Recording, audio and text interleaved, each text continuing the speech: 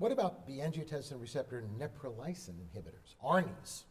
That's another class of drugs. We're getting into some strange territory around here. Sheryl, I'm going back to you. What are they, and when do they get used? Right. Well, I mean, maybe I actually want to refer to Scott on this because he's done extensive studies on this ARNI in particular. So I don't want to steal Scott's thunder. No, feel free, but you probably do much better than I. An angiotensin receptor neprilysin inhibitor. So it's a new class of drugs. Of course, there's only one drug so far in that class, and it's sacubitril valsartan. Sacubitril valsartan is essentially a compound that contains both valsartan, which is an angiotensin receptor blocker, we know it well, blocks the AT1 receptor, and sacubitril, which is a prodrug neprilysin inhibitor. They're together in a crystal, essentially. Okay. You ingest it, and these come apart into the component parts. So the AT1 receptor blocks, the ARB blocks the AT1 receptor, and sacubitril is then converted, esterified, to sacubitrilat, which is the active form, and that inhibits neprilysin. What is neprilysin? Neprilysin is a ubiquitous enzyme that is responsible for the breakdown of a number of vasoactive peptides, including the biologically active natriuretic peptides, like ANP, BNP, and CNP. So we were talking before about BNP as a marker, and now we remember that BNP is also a hormone that is, as Sheryl said very early in the program, goes up when in the setting of heart failure, and it goes up as a compensation. So what happens is that when you give a neprilysin inhibitor, you both block the renin-angiotensin system and you make natriuretic peptides go up. Okay. And so you're doing two things at once.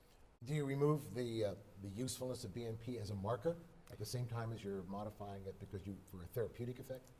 Turns out you do, because BNP goes up when you give a neprilysin inhibitor, it's no longer going to be as good a marker of the severity of heart failure. It's going to be confusing, because if you start a patient on this drug, BNP will go up. But remember, before we talked about NT-proBNP.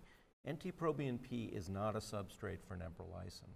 And so it's still a really good marker of the severity of heart failure, even in the setting of neprilysin inhibition. Okay. But just also to clarify that, Scott, I don't think you're suggesting that hospitals that use BNP should switch over to NT-proBNP because of the effect of this ARNI. Or are you? Or are you? Well, you know, He might be. He might be. I That's right. might be. I mean, if you're going to use an ARNI and you're going to want to follow some metric that you can measure in the blood, it's going to be very, very difficult to follow BNP. Okay. Let's like some of the research that's out there on these ARNIs and head-to-head studies. There's the Paradigm HF trial, right, which was a head-to-head trial with an ARNI, which is sacubitril valsartan, versus the ACE inhibitor enalapril. And what did it show? What were the implications? So Paradigm HF was the largest heart failure trial that we've ever done so far. 8,500 patients randomized to either this ARNI, sacubitril valsartan, or enalapril, which has been considered the gold standard of treatment in heart failure. And Paradigm was actually stopped early by the Data Safety Monitoring Board for overwhelming efficacy, because there was a 20% reduction in a composite endpoint of cardiovascular death and heart failure hospitalization, a 20% reduction in cardiovascular death alone, a 16% reduction in all-cause mortality. All of these were highly statistically significant. Important study, big study. What about a 30-day readmission study comparing sacubitril valsartan versus enalapril? I'm going to ask my colleague, Dr. Desai, to tell you about that, because he did that study. Oh, that was your study. Readmissions are a big problem in heart failure. I think we're all concerned that patients who leave the hospital come back, and because Medicare has now set penalties for hospitals with higher than expected 30-day readmission rates, this is a target. So when we looked at this in the Paradigm HF study and looked at patients allocated to the sacubitril valsartan versus those with enalapril after their first hospitalization during the trial, and then asked the question how many of them were readmitted at 30 days and then beyond. And it turns out that the rates of 30-day readmission amongst the sacubitril valsartan treated patients after a first heart failure hospitalization are lower by a substantial amount, by about 20%, than in patients who were treated with enalapril. I mean, 20% is a big number. Yeah. When you hear 20% that's verified, statistically significant, you kind of perk up. But that's an impressive result. And there's results of post hoc analysis of Paradigm HF with diabetes patients too, yeah? Yes, I think that what we know is a couple of things about diabetes. One is that diabetics benefit equally from non-diabetics with therapy with sacubitril valsartan, and there are consistent benefits. And that's important because a large fraction of our heart failure with reduced ejection fraction patients are diabetic.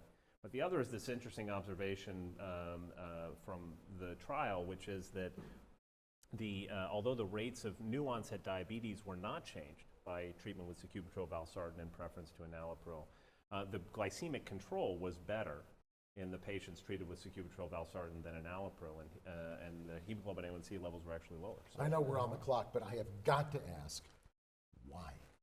I'll let Scott answer that. He's the smart one. You know, it's not completely clear, but it turns out that stimulation of the natriuretic peptide system may actually play a role in glycemic control. And very interestingly, GLP-1, glucagon-like peptide 1, which we actually stimulate as a way to control blood sugars in patients, is a substrate for neprilysin. So if you give a neprilysin inhibitor, that can actually go up, and that might be a good thing. So it's kind of a win-win. We're not entirely sure why.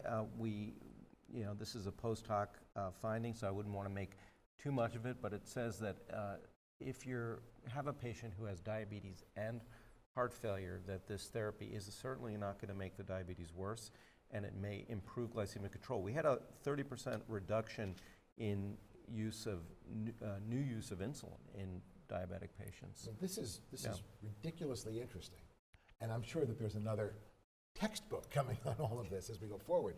But if you can make the diabetes better and simultaneously treat heart failure, I mean that's a massive win, it seems to me, if it holds up going forward. Well, it's important to remember that a diabetic patient with heart failure has about twice the risk of a non-diabetic patient. So anything we can do to improve both the heart failure substrate and also the metabolic substrate would be useful.